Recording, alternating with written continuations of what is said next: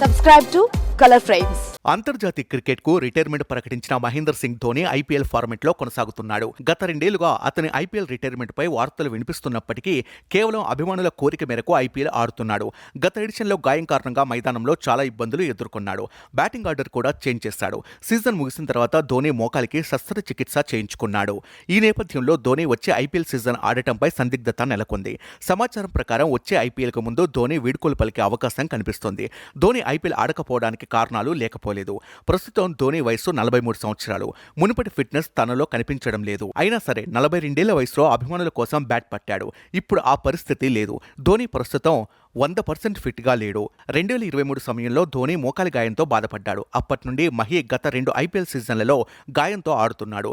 గత ఏడాది మైదానంలో కుంటుతూ కనిపించాడు. ఈ కారణంగా అతను చివర్లో బ్యాటింగ్కు రావాల్సి వచ్చింది.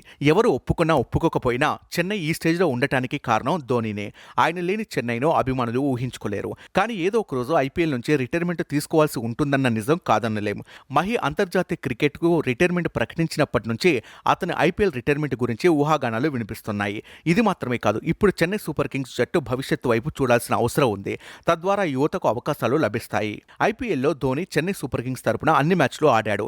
బ్యాటర్గా, వికెట్ కీపర్గా మహి చెన్నైని విజయపథంలో నడిపించాడు. ముఖ్యంగా గత ఎడిషన్ ధోని ఆడిన విధానం చూసి ఫ్యాన్స్ ఓ రేంజ్లో సంతోషపడ్డారు.